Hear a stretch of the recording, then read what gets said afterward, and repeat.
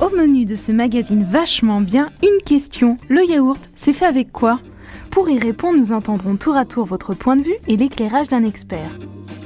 Ensuite, nous aurons la confirmation que bon lait rime forcément avec vache heureuse, avec l'interview de Karine, une pro du pot. Puis, nous avons cherché à savoir quels étaient les produits laitiers préférés des Français et pourquoi le yaourt c'est drôlement bon pour la santé. Enfin, nous vous conterons la véritable histoire de cet aliment immémorial.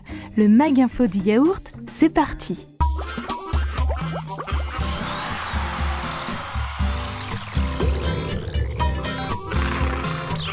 Qu'y a-t-il dans un yaourt ? Du lait. Du lait ? Du lait. Il y a du lait ? Le lait. Pour moi, le yaourt, c'est le calcium. Dans le yaourt, il y a du calcium. Et il doit y avoir des produits pour fermenter ? Des ferments lactiques. Il y a des fruits. Il y a des probiotiques. Il y a du calcium. Dans un yaourt, il y a du lait, du calcium. Des protéines. Du lait et on y met des ferments. Bon, pas mal comme réponse, mais le mieux c'est peut-être d'aller voir un pro du pot, Thierry, ingénieur recherche et développement chez un célèbre fabricant. Alors Thierry, quand on soulève le couvercle, qu'y a-t-il concrètement dans un yaourt ? Il faut 1 litre de lait pour faire 1 kg de yaourt, mais aussi des ferments lactiques qui vont être les artisans du yaourt. Ce qui caractérise un yaourt, ce sont ces deux ferments lactiques spécifiques que sont le Lactobacillus bulgaricus et le Streptococcus thermophilus. Ces deux ferments sont incorporés dans le lait au moment de la fermentation.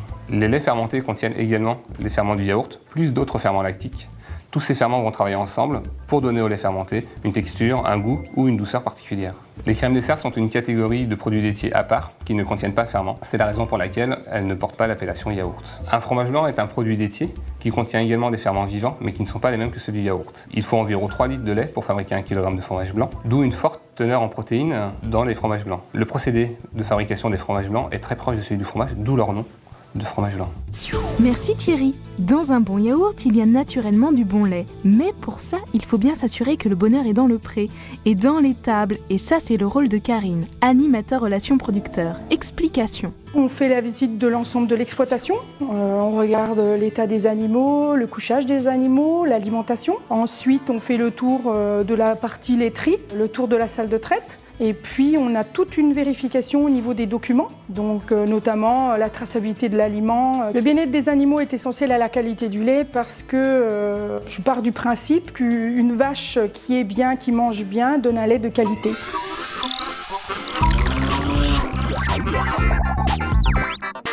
Et vous, quel produit laitier mangez-vous ? Interro surprise avec ce micro-trottoir. Dans le produit laitier, je préfère les yaourts. Yaourt, fromage. Nous buvons du lait, nous mangeons du fromage et beaucoup de yaourt. Je prends du lait, du fromage, des yaourts, un peu de tout. Je peux faire le lait et le yaourt.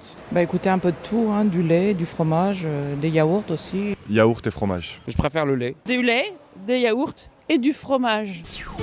Alors est-il essentiel pour sa santé de consommer des produits laitiers ? Écoutons les explications de Sophie Thierry, diététicienne nutritionniste.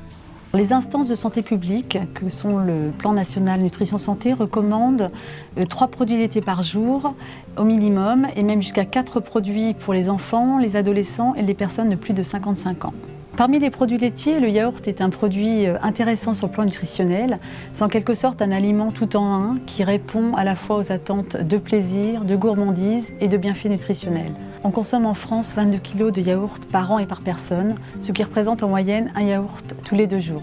En tant que diététicienne, ce que je recommande, c'est de consommer au moins un yaourt par jour, en variant les yaourts nature, sucrés, aux fruits. Cela vous aide à atteindre les 3 produits laitiers par jour minimum recommandés par le PNNS, et ce d'une façon agréable et équilibrée.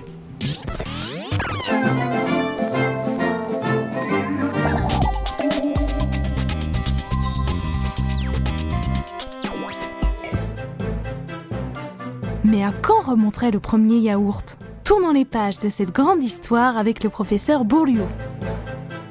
L'histoire des laits fermentés et donc du yaourt suit étroitement l'histoire du lait. Et la technologie laitière remonte à 5 ou 6 000 ans. Si l'on en croit la Bible et les légendes, la fabrication du yaourt a été découverte par hasard. Le mot yogourt, tel qu'on le connaît actuellement, vient du turc, qui qui signifie épaissir, et c'est un terme que l'on trouve cité au 8e siècle avant Jésus-Christ. En ce qui concerne la France, on connaît le lait ribot, qui est un lait gaulois qu'on connaît encore en Bretagne, puis ensuite au temps des Mérovingiens, on cite un certain nombre de laits fermentés, et enfin en 1542, François Ier, qui est malade, fait venir de Constantinople un médecin turc qui effectivement le guérit avec une préparation à base de lait de brebis. Enfin, à l'aube du XXe siècle, il ne faut pas oublier de citer les travaux de Metchnikoff et de Pasteur, dans la mesure où ce sont eux qui ont découvert les ferments et qui ont permis l'industrialisation et la fabrication de yaourts que l'on connaît aujourd'hui.